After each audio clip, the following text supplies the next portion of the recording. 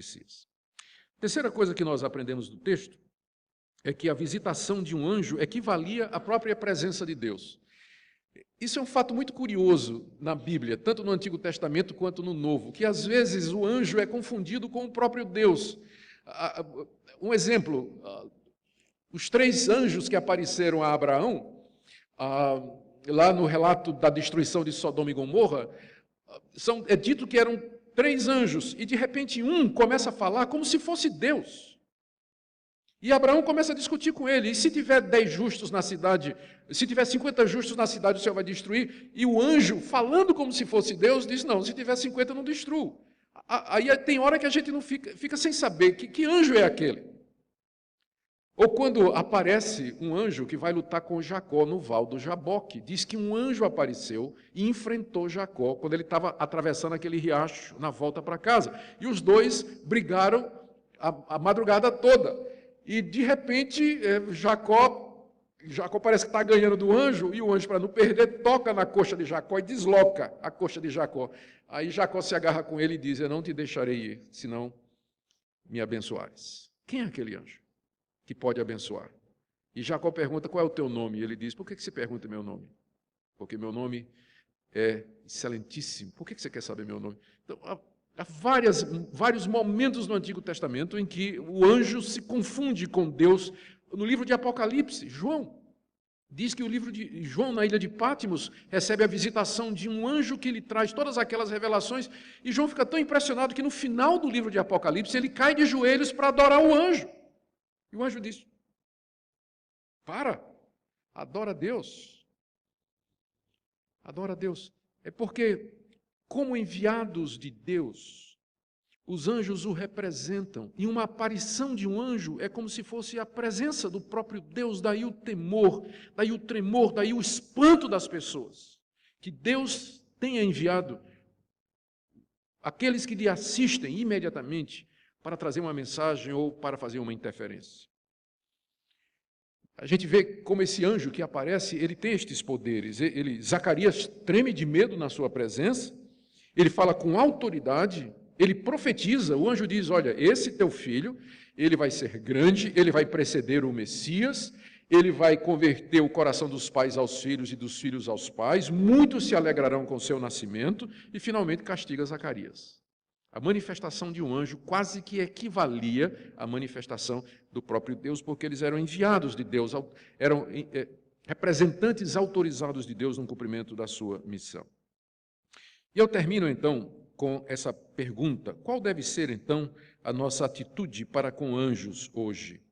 Sim, porque, embora os anjos tenham aparecido, tenham sido enviados por Deus para atender a momentos específicos, especiais e únicos da história da redenção, como o nascimento de João Batista, o nascimento de Jesus, o ministério de Jesus, a sua ressurreição, depois o ministério dos apóstolos, são momentos específicos, irrepetíveis, feitos de uma vez para sempre, sobre os quais repousa a redenção da raça humana. Eram momentos específicos, era natural que Deus mandasse anjos para acompanhar aquelas coisas, mas uma vez estas coisas realizadas, uma vez Cristo, que é a maior manifestação de Deus, já ter vindo e ter sido registrado no Novo Testamento, ainda assim, nós entendemos que os anjos, de acordo com Hebreus, capítulo 1, verso 14, os anjos ainda continuam a ministrar ao povo de Deus, embora eu pessoalmente não creio que eles não apareçam na mesma intensidade em que apareciam antes. Eles continuam a servir e assistir o povo de Deus,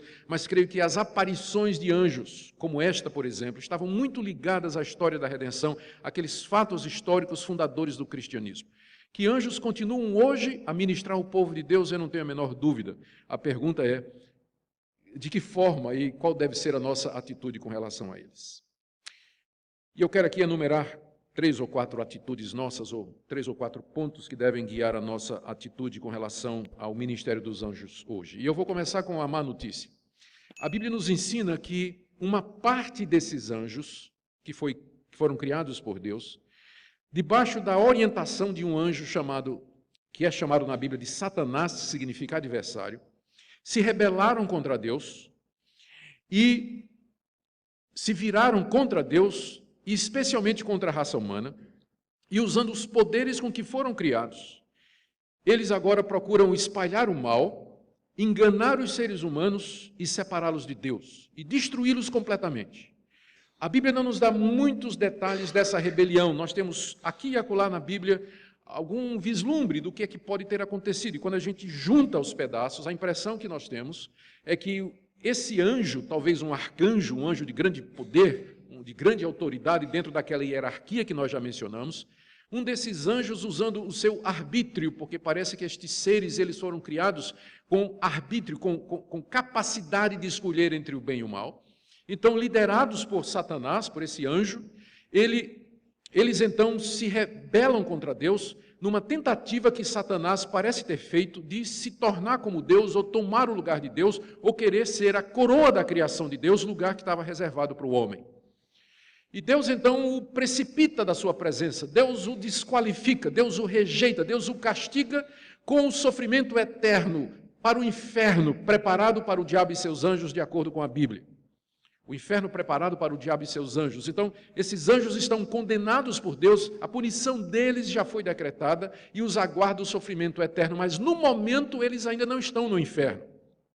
Eu acho muito engraçado como a imaginação popular, quando vai descrever Satanás, descreve como sendo aquela coisa vermelha, né, com chifre, o rabo na forma de seta e com o tridente na mão, lá no inferno, atormentando as almas. Ele é o rei do inferno.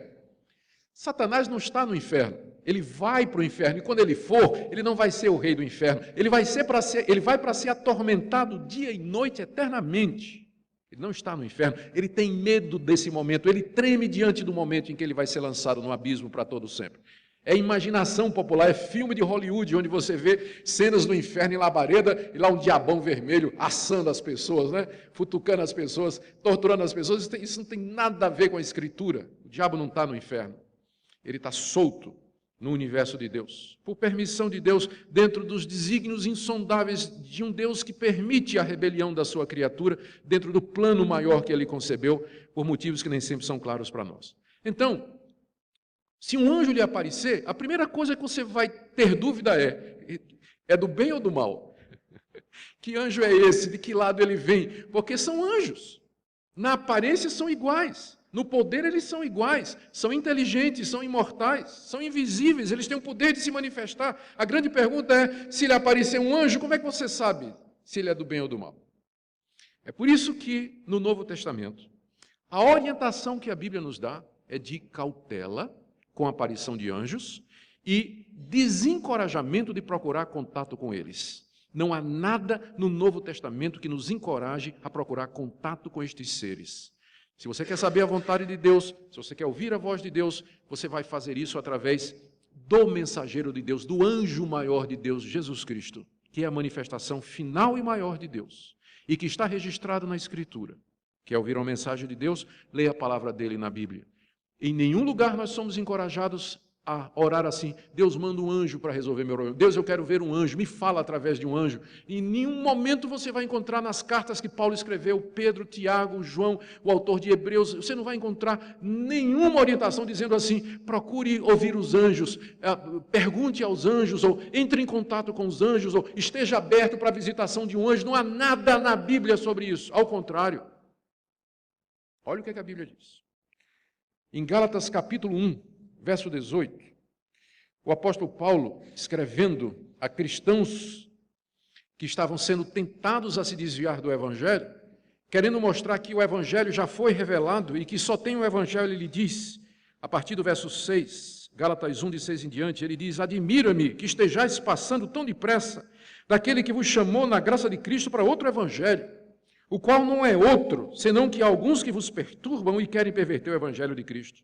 Mas ainda que nós, apóstolos, ou mesmo um anjo vindo do céu, vos pregue evangelho que vá além do que vos temos pregado, seja anátema. Assim como já dissemos, e agora repito, se alguém vos prega evangelho que vá além daquele que recebeste, seja anátema. É curioso que Paulo diz aqui, Paulo aventa a possibilidade de que venha um anjo do céu pregar um evangelho diferente. Ele diz, olha, ainda que apareça um anjo vindo do céu, pregando um evangelho, que não é esse aqui da Bíblia, seja maldito, esse anjo não é de Deus. Esse anjo não é de Deus. A gente aprende duas coisas aqui. Primeiro, que podem aparecer anjos do céu pregando o Evangelho. Os mormons dizem isso, os muçulmanos dizem isso, testemunhos de Jeová disseram isso. Milhares de pessoas hoje dizem ter visto anjos que trouxeram mensagens, e você vai ver que mensagem é coisa contrária à Escritura. Não tem nada a ver com Bíblia, não tem nada a ver com Cristo, não tem nada a ver com a redenção. É outro Evangelho.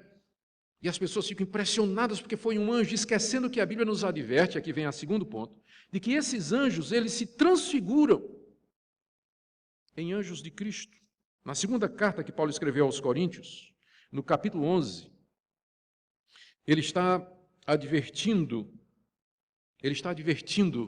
os coríntios porque estavam recebendo falsos profetas com muita facilidade, sem testar se aqueles profetas eram de fato da parte de Deus. Ao que ele diz no verso 13, 2 de Coríntios, capítulo 11, a partir do verso 13, os tais são falsos apóstolos, obreiros fraudulentos, transformando-se em apóstolos de Cristo. E não é de admirar, porque o próprio Satanás se transforma em anjo de luz. Aqui nós aprendemos mais uma coisa a respeito desses anjos maus. Eles têm a capacidade de se transformar em anjo de luz. Eles são anjos de trevas, no sentido de que o alvo deles é espalhar as trevas, o desconhecimento de Deus, a ignorância, o erro religioso e a mentira. Mas eles, quando se apresentam, eles não se apresentam com um rótulo na testa dizendo, eu sou do mal, eu sou um demônio, meu nome é Satanás, meu nome é Legião. Eles não se apresentam assim. Eles se apresentam dizendo, eu sou Gabriel. Deus me mandou para trazer uma mensagem para você. Se alegre. É assim que ele vai aparecer. Como um ser bonito, feições maravilhosas, atraentes, um halo de santidade, né? Asas douradas, ou qualquer outra coisa que você olha e diz assim, isso aqui tem que ser de Deus. Você acha que ele vai aparecer como ele é? Satanás se transfigura em anjo de luz. É assim que ele vem iludindo milhões e milhões de pessoas através da história. Pessoas que vão para centro espírita, invocar os mortos, e os mortos aparecem, mas são os mortos. Pessoas que dizem ter visto entes queridos que morreram, fenômenos estranhos. Eu até penso que esse negócio de aparição de disco voador, que ilude as pessoas e leva essas pessoas para o misticismo, às vezes eu me pergunto se não são anjos do mal, Satanás e seus demônios se manifestando para iludir as pessoas. Há tanta manifestação mística, sobrenatural, esotérica, misteriosa, que iludem as pessoas e as levam para longe. Às vezes até me pergunto se os anjos não têm poder de curar. Curas que são feitas em nome de santo, gente que invoca santo isso, santo aquilo, recebe uma cura, se torna idólatra e põe no jornal, agradeço a graça alcançada, quem é que fez aquilo? O anjo, nós vimos aqui que o anjo tem poder de deixar uma pessoa muda. Se tem o poder de deixar uma pessoa muda, será que não pode destrancar também a boca? Ou o ouvido? Ou os olhos? Ou fazer qualquer outra coisa? Não sei. Mas nós estamos lidando com seres poderosos, enganadores, iludem as pessoas, por isso a Bíblia nos adverte. Não procura contar, não há nada na Bíblia sobre isso. Quer ouvir a voz de Deus? Leia a palavra de Deus. Leia a palavra de Deus.